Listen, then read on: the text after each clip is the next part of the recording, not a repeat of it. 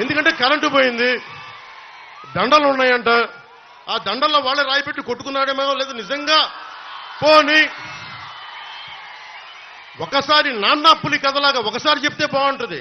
ప్రతిసారి ఎలక్షన్ రాగానే జరిగితే నిజంగా పులి వచ్చిన నాన్నా పులి కథలాగా అది అబద్ధం అనుకుంటాం. సరే, నిజంగా మీ మీద రాయిసి చూడండి, మీరు పట్టుకోండి. ఎదురుగా పొడిచిన వ్యక్తినే ఈ రోజు వరకు మీరు పట్టుకోలేదు. జైలు నుంచి అతను బెయిల్ ఇప్పించారు 5 సంవత్సరాల తర్వాత. కోడికత్తి వ్యక్తినే. ఈ సెంటిమెంట్ డ్రామాలు దయచేసి ఆపండి. ఈ నాటకాలు భరించలేకపోతున్నాం.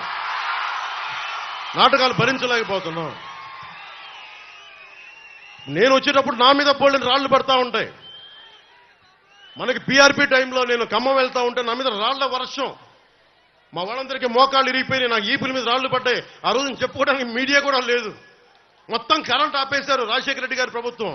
మరి దెబ్బలు తిని మేము వచ్చాం. నా స్టేజ్లు కూల్చేశారు. కాదు, నేను ముఖ్యమంత్రి కొడుకుని కాదు కదా, ముఖ్యమంత్రిని కాదు కదా. మన కథలు ఎవరికి తెలియవు. జగన్ గారికి ఇంత రాగానే అయ్యయ్యో ఎంత బాధ జరిగిపోయింది, అయ్యయ్యో పాపం. అమర్నాథ్ని తిరుగు తోటలో కాల్ చేస్తే పాపం లేదు. అది వైసీపీ వాళ్ళకి పట్టదు. రేపల్లెల్లో ఒక ఆడపడుచుని దారుణంగా భర్త ముందు మనకి మానాన్ని పాడు చేస్తే పాపం దొంగతనం చేయడానికి వచ్చారండి. అలా అనుకోలేదండి. దొంగలని దుర్మార్గుల్ని వెనకేసుకొచ్చే వస్తే మనుషులు. జగన్ గారితో ఇంత పడగానే నాకు నిజంగా అనిపించింది, జెడ్ కేటగిరీ సెక్యూరిటీ మీరందరూ ఏమయ్యారయ్యా? పోలీస్ అధికారులు ఏమయ్యారు? డీజీపీ గారు ఏమైపోయారు? ఇంటెలిజెన్స్ ఆఫీసర్ గారు ఏమైపోయారు మీరంతా? ఒక అందరినీ దాడి చేసే వ్యక్తి అతని మీద దాడి చేయడానికి ఎవడన్నా సంతోషిస్తాడు? మనకి నిజంగా సాహసిస్తాడా? నిజంగా ఇంత యంత్రాంగం ఉండి పట్టుకోవడానికి మీకు ఎంతసేపు పట్టుకోవడానికి? రేపొద్దున ఎవడన్నా పట్టుకుని కూడా వాళ్ళు ప్రేరేపించారు, వీళ్ళు మీ వాడే చేశాడేమో. 2019లో మీ కూర్చోబెట్టి కోడికత్తి కోసం జగన్ గారు సీఎం అవ్వాలని డ్రామా ఆడటానికి నేనే పొడిచానని ఆ అబ్బాయి చెప్పాడు. ఈరోజు అలాగే చేశారేమో కనుక్కోండి. కానీ నేను మీకు చెప్తున్నాను, ఇలాంటి డ్రామాలకి మనం పడాల్సిన అవసరం లేదు. దయచేసి పడకండి. నిర్ద్వందంగా దాన్ని తీసి పక్కన పెట్టండి. అరే, ఇద్దరు చెల్లెళ్ళు, సొంత చెల్లెళ్ళు. అరే, మా నాన్నగారిని చంపేశారు, మా చిన్నాయిని చంపేశాడంటే అడ్డగోలుగా బద్దలు కొట్టి కత్తితో పొడిచి చంపితే అందరూ గుండెపోటు పడిపోయాడు.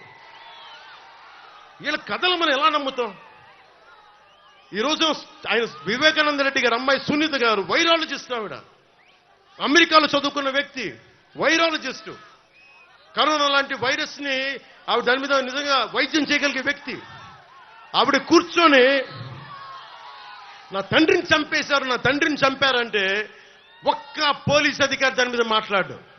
CBI central bureau of investigation వస్తే కడపలో కోర్టులోకి వెళ్ళనివ్వరాళ్ళని.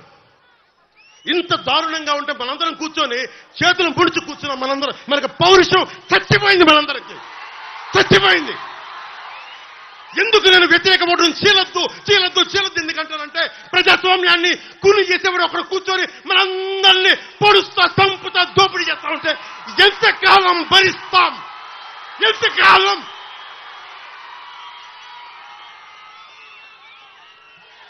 సుగాలి ప్రీతి 14 ఏళ్ల బిడ్డని స్కూల్కి వెళ్తే 10 మందిని నాశనం చేస్తే దాన్ని పట్టించుకోడు ఎవడు. జగన్మోహన్ కి బొక్క పడితే, చిన్న గులకరాయి పడితే రాష్ట్రం అంతా ఊగిపోద్ది. సగటు మనిషి బాధ మనకి తెలియదు. సగటు మనిషి బాధ మర్చిపోయాం. నిజంగా నాకు ఆవేదన ఉంది, ఏడుపు వస్తుంది. తప్పు జగన్మోహన్ రెడ్డి కాదు, మందే. మనకు పౌరుషం చచ్చిపోయింది. ఇందాక తినాలో చెప్పినట్టుగా దాస్యం చేసే కంటే కూడా చచ్చిపోవడం మేలు. దాస్యాన్ని ఆపేద్దాం. I don't want to be politically right. I don't want to be డిప్లొమాటికల్లీ right. I don't want to be convenient. I want to be right. అందుకని డిప్లొమసీ పక్కన పెట్టి గుండెల లోతుల నుంచి రాజకీయం చేద్దాం. గుండెల లోతుల నుంచి పాలిటిక్స్ చేద్దాం. మనం ఎవరం కులాలకి ప్రాంతాలకి దాటి గుంటూరు వినుకొండలో పుట్టిన జాషువా ఆయన స్ఫూర్తితోటి విశ్వనరుడి స్ఫూర్తిని తీసుకెళ్తే తప్ప ఈ ప్రభుత్వాలని మనం మార్చలేం.